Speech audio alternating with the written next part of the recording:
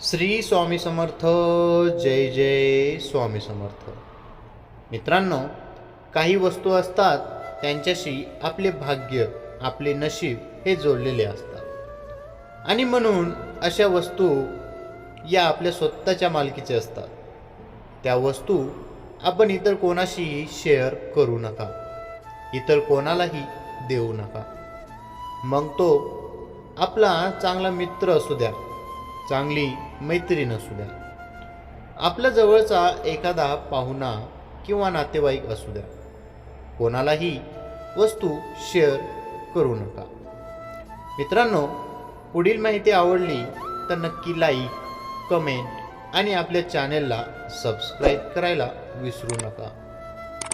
या वस्तू दान केल्याने, या वस्तू दुसऱ्याला दिल्याने आपण आपलं नशीब, आपले भाग्य दुसऱ्याला देत असतो आणि त्याचा परिणाम म्हणून आपले नशीब मग आपल्याला साथ देत नाही.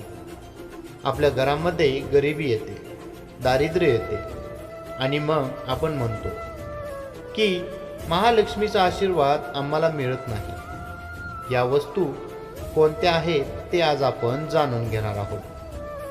त्यातली पहिली वस्तू म्हणजे महिलांनी त्यांच्या पायातले जोडवे हे कधीही कोणालाही देऊ नये. याचे कारण असे आहे की ते पायातले जोडवं हे सौभाग्याचं लेणं मानलं जातं.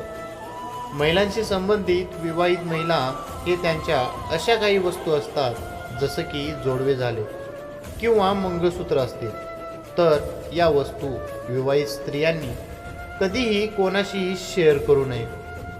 ती तुमची जवळची मैत्रीण असल्यास किंवा मग तुमचा एखादा पाहुणा असू देत किंवा जवळचे नातेवाईक. या वस्तू शेअर केल्याने, दुसऱ्याला दिल्याने तुमच्यामधील आणि तुमच्या पती पत्नीमधील प्रेमांमध्ये दुरावा निर्माण होतो, प्रेम कमी होते आणि मग ही घटना आहे ती अगदी घटस्फोटापर्यंत जातात.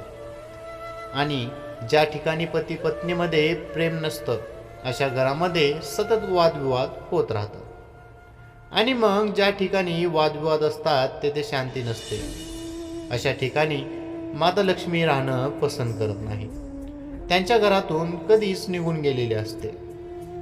दुसरी गोष्ट आहे ती म्हणजे आपल्या घरात लहान लहान मुलं असतील तर बऱ्याचदा असे होते की आपण आपल्या मुलांनी वापरलेले कपडे किंवा जुने कपडे की जे त्यांना आता फिट बसत नाही किंवा त्यांना आता येत नाहीत, असे कपडे ही दान म्हणून गरिबांना दिले जातात.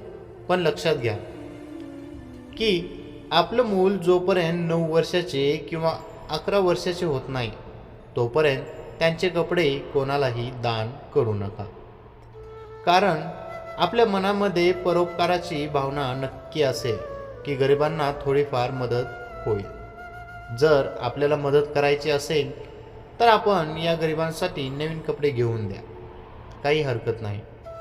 ज्यावेळी तुम्ही तुमचा मुलगा 9 किंवा 11 वर्षापर्यंतच्या मुलांचे कपडे त्यांना दिले तर त्याचा थेट परिणाम हा तुमच्या मुलाच्या भाग्यावर होत असतो, त्यांच्या नशिबावर होत असतो.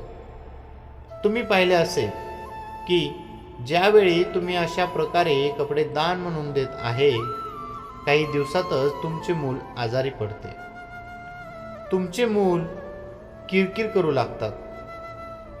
तसेच पुढची गोष्ट आहे ती म्हणजे या वस्तू पण कधीही कोणालाही दान म्हणून देऊ नये. जुन्या चपला सुद्धा देऊ नये आणि त्याचबरोबर नवीन चपला घेऊन त्या गिफ्ट म्हणून या चपला किंवा सँडल आपण अजिबात देऊ नका आणि घेऊ पण नका.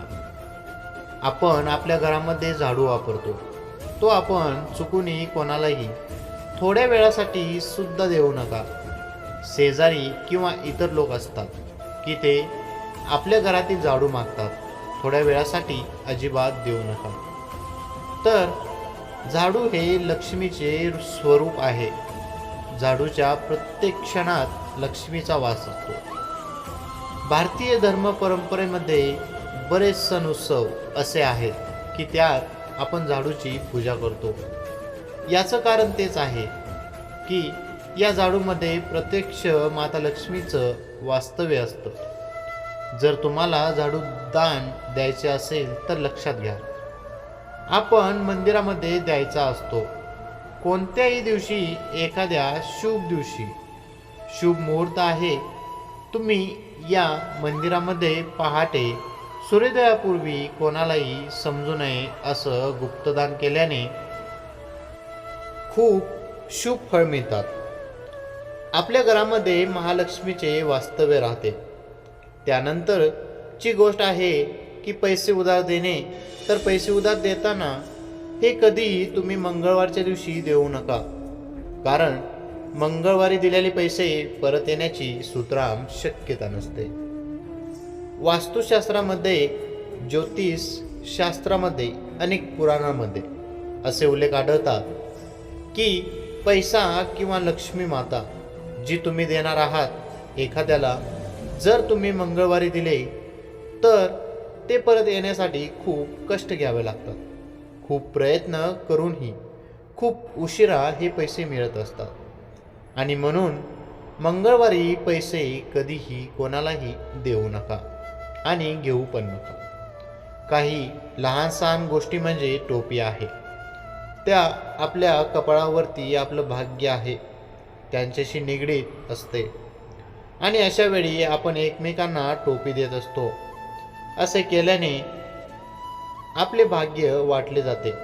म्हणून शक्यतो टोपीसुद्धा कोणाला देऊ नका. श्री स्वामी समर्थ. जय जय स्वामी समर्थ. मित्रांनो, ही छोटीशी माहिती आवडली असेल तर आपल्या व्हिडिओला लाईक, कमेंट आणि आपल्या चॅनेलला सबस्क्राईब करायला विसरू नका. श्री स्वामी समर्थ. धन्यवाद.